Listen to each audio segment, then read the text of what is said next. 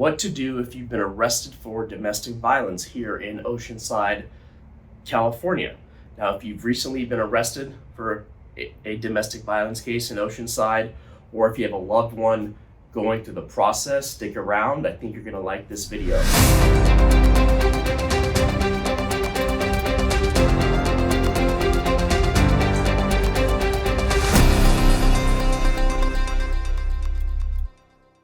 My name is Dod. I've been a criminal defense attorney since 2004 here in San Diego County.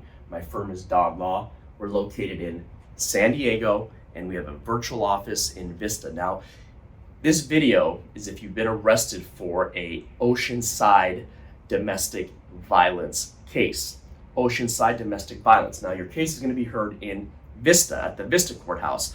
Our office is right across the street from the Vista courthouse. You're going to be at 325 South Melrose if you have a Oceanside domestic violence case. Now, what happens in a domestic violence case? Now, anytime there's a domestic disturbance here in California and the officers arrive at the scene of the incident, somebody is getting arrested, right? For liability purposes here in California, when an officer arrives at the scene of a domestic violence case, someone is going into custody, right? Because if the police leave and nobody gets taken into custody and something happens, all the liability falls on them. So a lot of times I get these calls the day after, Dod, I didn't do anything.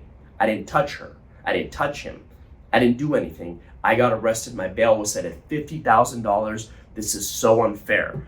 And I'm here to tell you, it is really unfair that you did nothing and you have been arrested and you got hit with $50,000 bail, and your whole reputation is on the line right now because people in your neighborhood probably saw the police there. People in your neighborhood saw you get taken out and put into a police car. It's a very embarrassing situation, and I'm sorry to hear what happened. Now, the most important thing you can do on your Oceanside domestic violence case is get in contact with an attorney right away. And when I say right away, I mean the next day, the following day, because time is of the essence on an Oceanside domestic violence charge, because your attorney will reach out to the arresting agency, let them know that we represent you, also reach out to the DA's office once the case goes to their family protection unit at the Vista DA's office. And what we do is we put together mitigation in hopes that we can convince the DA not to file charges against you, meaning we won't even have court.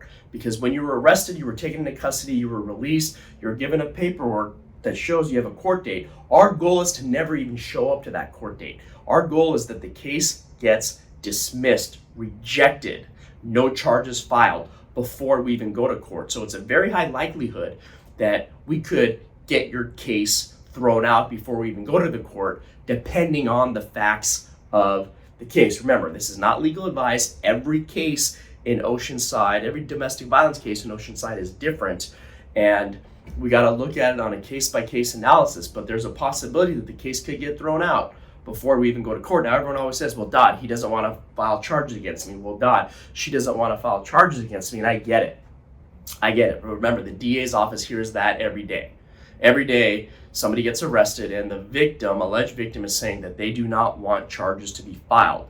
Now, the fact that the victim, the alleged victim, does not want charges to be filed is just one factor for the DA to consider. It doesn't mean that they're just not going to file charges because the alleged victim doesn't want charges to be filed. It's going to be something that they will consider, but it's not going to be the catch-all. Just because they don't want charges to be filed doesn't mean that they're not going to file charges. So the most important thing is get your attorney on board right away to see if we can get the case dismissed before we go to court. If you cannot afford an attorney, unfortunately, you're going to have to go to court on the day of your arraignment, and this whole pre-filing phase won't be able to be completed because the public defender's office does not handle the cases until you're actually arraigned. So the public defender will get your case once you're arraigned. They cannot take your case before charges are filed. So if you hire a private attorney, the private attorney could take your case before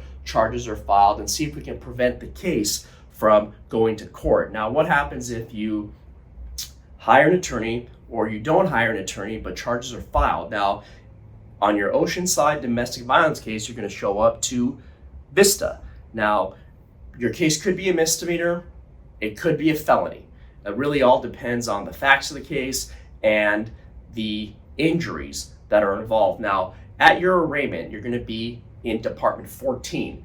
And what you're going to do in Department 14 is most likely you're going to enter a plea of not guilty because your attorney does not have any of the police reports yet. They don't have any of the statements of the alleged victim. So we don't have anything on the case. So the case is going to get pled not guilty. There's going to be a new court date.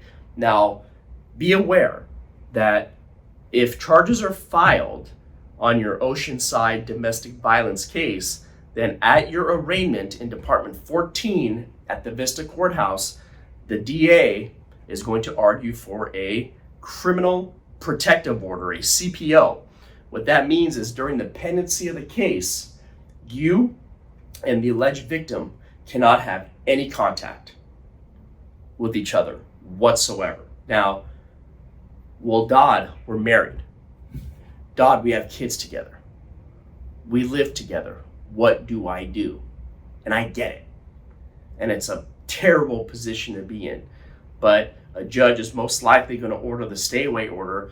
If the alleged victim comes to court and talks to the DA, the judge can then have them take an oath, and the judge can put them in the courtroom, and the alleged victim can testify that they're not afraid of you and that they do not want this criminal protective order. And then the judge at that point has to make a determination whether they're going to lift the protective order, the full protective order, and make it a no negative contact order. Now, if the full protective order gets lifted and it becomes a no negative contact order, that just means you cannot have any negative contact with this individual during the pendency of the case. Now, what does that mean? You cannot strike, harass, argue. You cannot have any negative contact with this individual, because if you do, and they contact the DA, they contact the police, you are now also facing a violation of your protective order. So that is a possibility that if charges get filed, you go to court in Department 14 on your Oceanside domestic violence case, you go to court in Vista, possibility that you will not be able to have any contact with the alleged victim during the pendency of the case. Now, what happens after Department 14? If it's a misdemeanor, it's going to go to Department 1. If it's a felony, it's going to go to Department 6. Now, it all depends on, the facts of your case, whether it's a misdemeanor or felony. Now, what are the consequences of a misdemeanor domestic violence case? Whether it's a misdemeanor, whether it's a felony, you're going to have to complete a 52-week domestic violence program. You might have to do anger management. If it's a felony, you're going to be placed on formal probation. If it's a misdemeanor, you're going to be placed on informal probation. You're going to have to pay fines, volunteer work. You're also going to have this criminal protective order. Now, these are all the consequences of a domestic violence case. Now, obviously, if it's a felony and it's much more severe and the injuries are severe, you could go to prison. You could go to prison for many years if the injuries are pretty severe, if there's gross bodily injury, if there's other injuries and other allegations involved in your case, you could do prison time. Now, what happens if you decide that you don't want to take any of these offers that the DA is giving you and you want to fight the case? Now, remember, in a domestic violence case, the majority of domestic violence cases are he said, she said, right? He said, she said, she said, she said, he said, he said. That's really all it is. There's usually no witnesses in a domestic violence type of case. So if you want to fight the case on a misdemeanor, after your readiness, you have the right to go to trial, fight the case at trial. You might have a valid self-defense claim. The other party was the initial aggressor, and you did what you needed to do to protect yourself. If it's a felony, then you have the right to a preliminary hearing. That's the benefit from a felony than a misdemeanor. In a felony, you have a preliminary hearing, so you can get the alleged victim to testify before you even go to trial. So you already know what the alleged victim is going to say, and you already have a transcript of what they're going to say from the preliminary hearing at trial. On a misdemeanor, you do not have the opportunity to do that, but you could if there's a family court case going on. If there's other types of cases in family court, a restraining order hearing where the victim's already testified, you could get those transcripts and you could have other statements. I hope this helped. If you've been arrested for a domestic violence case in Oceanside and you need to speak to an attorney, you can give our firm a call. You can go to our website, www.dodlaw.com. You can call us at 619-814-5110, 833-4Dod Law. Email us, info@dodlaw.com. My name is Dod. I'm the attorney. I'd be happy to help you, talk to you about your case. I can have one of my attorneys give you a call. I hope you enjoyed this video. Hit that like button. Have a great day.